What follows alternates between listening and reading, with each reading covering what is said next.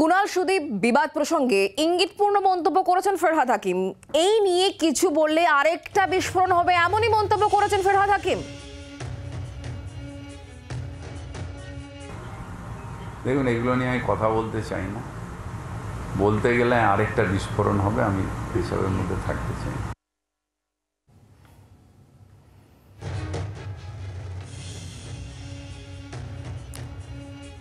একদিকে যে বিবাদ সুদীপ এবং কুনাল বিবাদ, সে বিষয় নিয়ে মন্তব্য করতে গিয়ে ফেরহাদ হাকিমের বক্তব্য আপনাদেরকে শোনালাম। আর এই বিষয়কে কেন্দ্র করে রাজনৈতিক মহল থেকে আরো একাধিক প্রতিক্রিয়া উঠে আসছে, শোনাবো।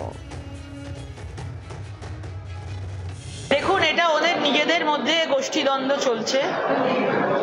আসলে এদের মধ্যে তৃণমূল দলটার মধ্যে পিসির দল ভাইপোর দল হয়ে গেছে এবং কে লোকসভায় টিকিট পাবে এই নিয়ে, কার টিম পাবে এই নিয়ে চলছে। এই নিয়ে নানা রকমের খেলা শুরু হয়েছে।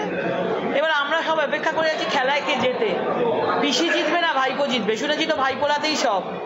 তো দেখা যাক, তাদের গোষ্ঠীদ্বন্দ্বে তৃণমূল দলটাই শেষ হয়ে যাবে।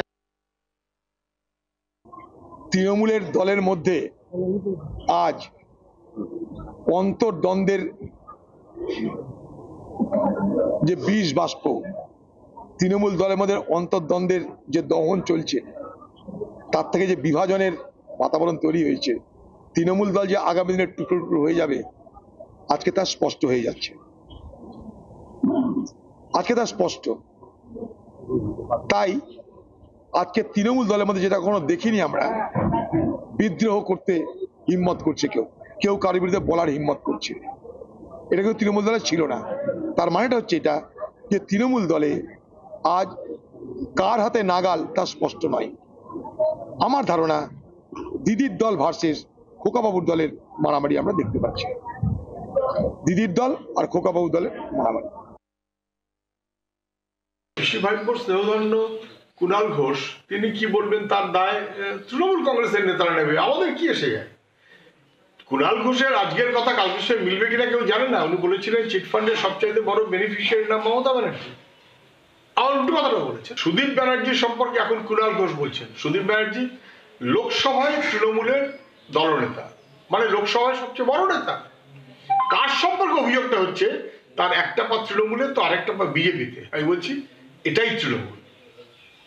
আরএসএস এর পরামর্শে তৈরি হওয়া বিজেপি, আরএসএস এর পরামর্শে তৈরি হওয়া তৃণমূল। কুনাল ঘোষ মহাশয় দলের কোন পদে থাকবেন, কোন পদ থেকে অব্যাহতি নেবেন, তাকে আবার কোন পদে দেবেন, দল কোন পদে তাকে বহাল রাখবেন, কি আপনার পদত্যাগকে গ্রহণ করে নেবেন, তার তৃণমূল কংগ্রেসে তার অভ্যন্তরীণ ব্যাপার।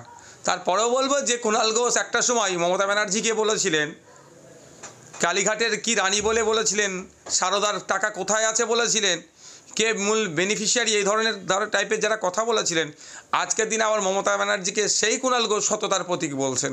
সুতরাং এদের গ্রহণযোগ্যতা সমাজে কতটা আছে ভালো করেই জানেন। এরা কখন কোথায় থাকে এরা নিজেরাও জানে না। তো আজকে দলের সমর্থনে মিছিল করছে, কালকে আবার সেই পদ ফিরে পেতে পারে, আবার দলও ছেড়ে দিতে পারে। সুতরাং এরা কি করছে এটা নিয়ে ভাবি না। বাংলার আওয়াজ, বাঙালির আবেগ, জি 24 ঘন্টা।